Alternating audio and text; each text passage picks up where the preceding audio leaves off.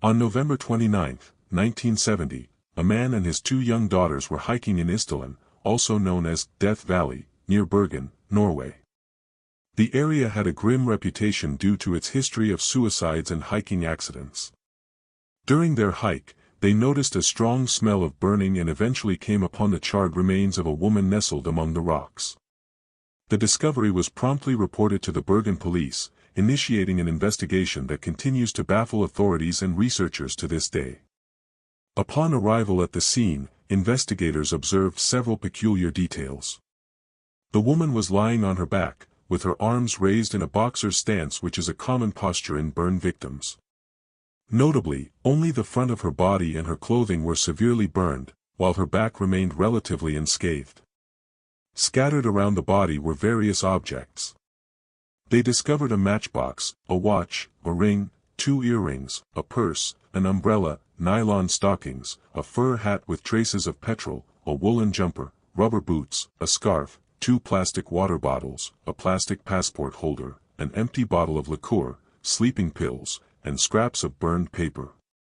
Investigators said that the way the items were placed around her body almost made it look ceremonial. All identifying labels on these items had been removed or were missing. The burning suggested that the fire had been concentrated on the woman and her immediate surroundings, with no signs of a larger fire in the area. The autopsy provided further insights into the woman's death. The primary cause was determined to be a combination of carbon monoxide poisoning and ingestion of a significant quantity of sleeping pills. Soot was found in her lungs, indicating that she was alive when the fire began. The woman was estimated to be between 25 and 40 years old, approximately 164 centimeters tall, with brown eyes and long brownish-black hair. Her dental work was of an unusual type, suggesting she may have had dental procedures performed abroad.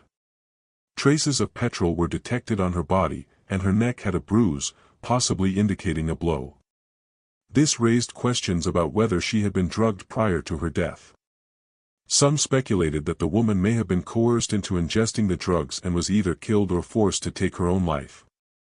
The presence of the drugs in her system led some to suggest that she might have been unconscious at the time she was exposed to the smoke from the fire.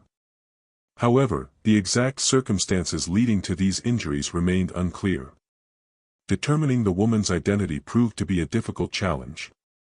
A breakthrough occurred when 2 suitcases belonging to the woman were discovered at the Bergen railway station.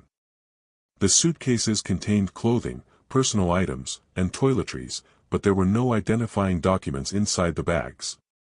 These contained clothing with their labels removed. Notably, the suitcases also held several wigs. The most perplexing discovery was a notepad with coded entries detailing her travels. Police were able to decode the notepad entries and concluded that these were dates and places that the woman had visited. Investigators uncovered that the woman had traveled across Europe using at least 8 false identities, checking into hotels under various aliases. Police obtained hotel records from the various places where the woman had stayed.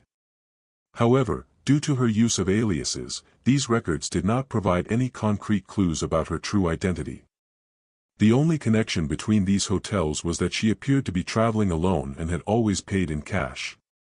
Some of the hotel records showed that she had been in contact with a man just before her death, though investigators were unable to trace his identity. Many theories have formed over the years speculating on the woman's identity and her final days. One of the most prevalent theories suggests that the Isdal woman was a spy involved in Cold War espionage.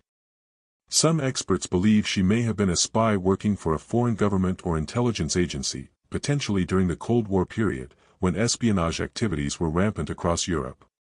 One of the most significant pieces of evidence that has led to the espionage theory is the discovery of several false passports. The Isdal woman was found to have traveled under at least 3 different aliases, and investigators later found various documents under different names. The Isdal woman's passport stamps indicated that she had traveled extensively across Europe in the years leading up to her death. She had visited countries such as Germany, Belgium, and Sweden, and some of her passport stamps seemed to imply that she had been moving between countries in a way that might be associated with secretive or intelligence-gathering activities. Her suitcases contained wigs and clothing with removed labels, indicating efforts to disguise her appearance. Investigators found a notepad with coded entries detailing her travels, a common practice among operatives to record movements securely. The fact that her body was found in a remote location, burned beyond recognition, suggests an attempt to destroy her identity and erase any traces of her activities. Espionage operatives are often instructed to leave little or no evidence behind, and burning the body could be part of that effort. Another theory proposes that the Isdal woman was entangled in criminal activities, possibly as a member of an international smuggling ring. Her extensive travels under multiple aliases align with patterns observed in smuggling operations. She possessed significant amounts of various currencies, which could indicate involvement in illicit transactions. The removal of labels from clothing and absence of identification suggest a deliberate attempt to remain anonymous, perhaps because of her involvement in illegal activities. The absence of any identifying documents or markings added to the suspicion that the woman had been deliberately targeted, and her death was a planned execution. Several witnesses came forward claiming to have seen the Isdal woman in various hotels in the days leading up to her death.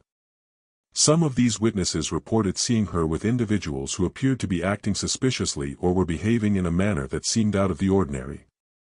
These accounts further suggest that she could have been under surveillance or involved in an illicit activity, possibly leading to her murder.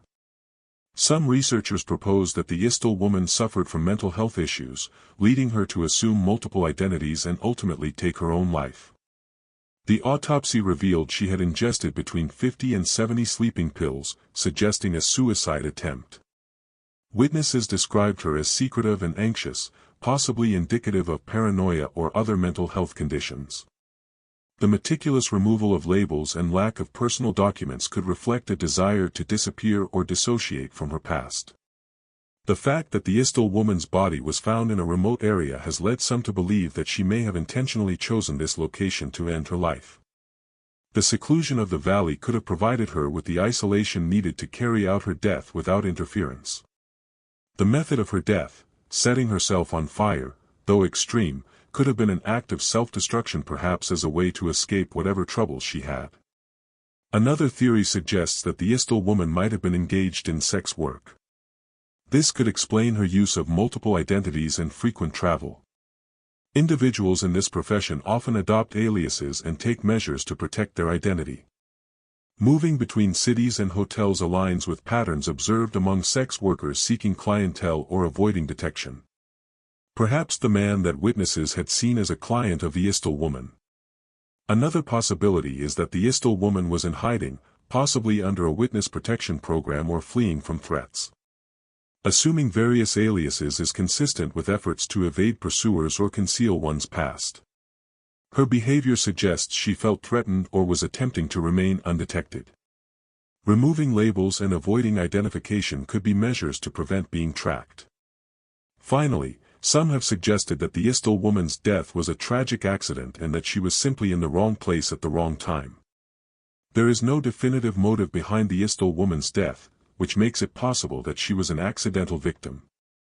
She may have been a traveler who became involved in a dangerous situation by chance. It's possible that the woman was just a victim of a random criminal act or a chance encounter that turned violent. This theory loses traction due to the use of chemicals and the burning of her body. The multiple aliases also make it less likely that she was the victim of a random crime. In 2016, the case was reopened, and modern forensic techniques were applied to the existing evidence. Stable isotope analysis of her teeth suggested that she was born around 1930 in or near Nuremberg, Germany, and had moved to France or the France-Germany border region as a child. Handwriting analysis indicated she had been educated in France or a neighboring country. In 2019, a resident of France claimed to have had a relationship with the Isdal woman in the summer of 1970. He described her as a polyglot with a Balkan accent who often dressed to appear younger and received scheduled phone calls from abroad. He found various wigs, colorful clothes, and a photograph of her riding a horse among her belongings. Fearing she was a spy, he considered contacting authorities but refrained. These claims have not been confirmed to be true. It has been over 50 years since the discovery of the Isdal woman, and the identity of the woman is still unknown. For now, the case of the Isdal woman remains unsolved.